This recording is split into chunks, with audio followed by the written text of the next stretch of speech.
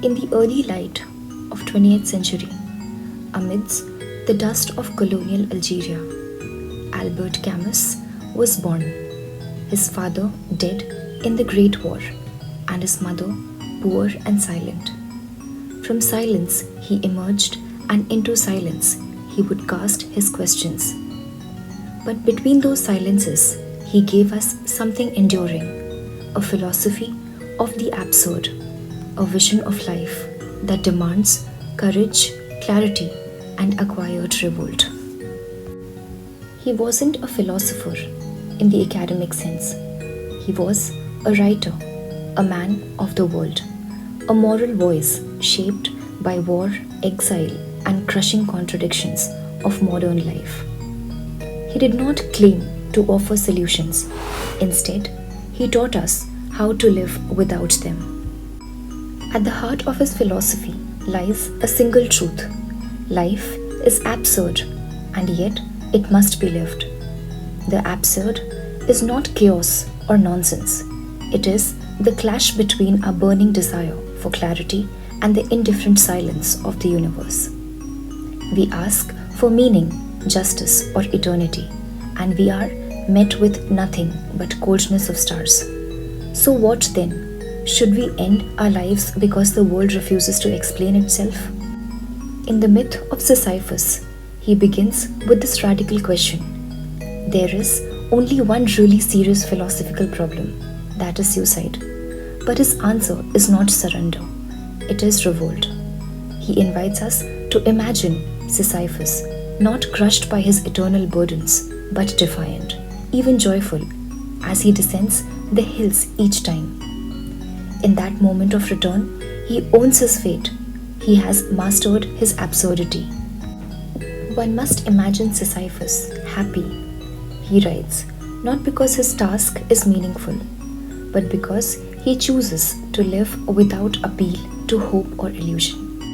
This is the essence of Camus. Live without false comfort. Embrace life precisely because it is fleeting. Resist the absurd, not with despair, but with dignity. He gives the philosophy a human face in the stranger. Mersol, the protagonist, is a man disconnected not from life, but from the lies we live by. He refuses to pretend grief. He refuses to fake love or remorse or faith. And for this, for his honesty in an absurd world, he is condemned. In prison, awaiting death, he does not pray. He looks at the world, at the night, at the stars, and whispers to himself, I open myself to the gentle indifference of the world. It is not nihilism, it is acceptance, it is freedom. In the face of inevitability of death, he affirms life in its most raw and immediate form. And then, in the plague, Camus widens the lens from one man's defiance to city's struggle. Oran is struck by a terrible epidemic, but this is no ordinary disease. The plague becomes a symbol of fascism, of moral blindness, of death itself. Dr. Rex, the narrator, does not preach. He does not believe in salvation or divine plans. He simply says, the only way to fight the plague is with decency. And decency for Camus is everything. It is a quiet heroism, people doing what must be done without glory or hope. The message is clear. In a meaningless world, meaning is found not in belief, but in solidarity, not in perfection, but in courage, not in eternity, but in action.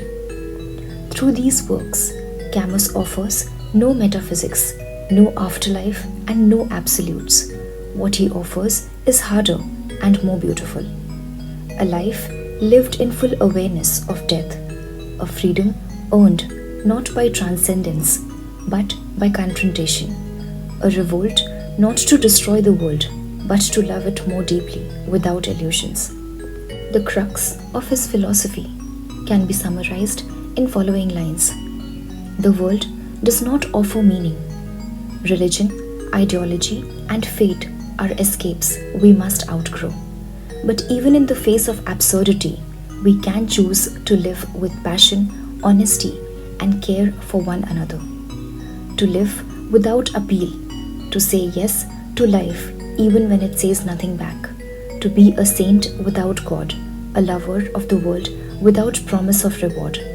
So he leaves us not with despair, but with a lucid hope, not with answers. Awarded the Nobel Prize in Literature in 1957, he is seen as a moral conscience of post-war Europe, influenced existentialism, absurdist literature, ethics and post-colonial thought, and inspired many thinkers.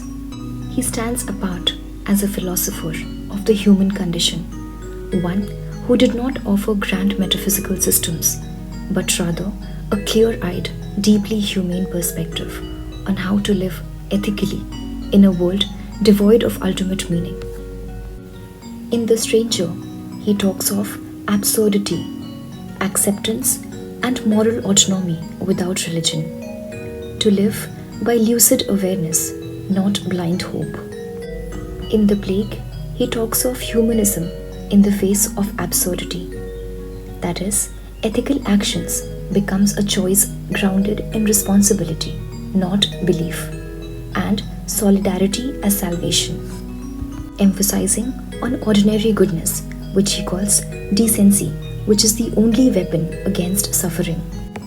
In his foundational work, The Myth of Sisyphus, he writes, "There is only one really serious philosophical problem, and that is suicide. Why we continue living in a world that offers no answers, where we search for meaning and the universe remains silent. This Camus calls the absurd, the tension between our needs for purpose and the world's refusal to give one. So what to do? He gives us a symbol, Sisyphus, the condemned man pushing a boulder uphill for eternity, only for it to roll back down, pointless, repetitive, eternal. But Camus asks us to imagine him differently, not broken, not defeated, but aware and free. In that moment, when Sisyphus turns to descend, Camus says, he is stronger than his rock. He owns his fate. He embraces his burdens. He finds meaning not in hope, but in the struggle itself. And that is courage. And that is what it means to be an absurd hero." He ends by writing, "One must imagine Sisyphus happy as he climbs the hill with no reward, no end, no hope, no guiding Lord. Yet in the push, his soul is free.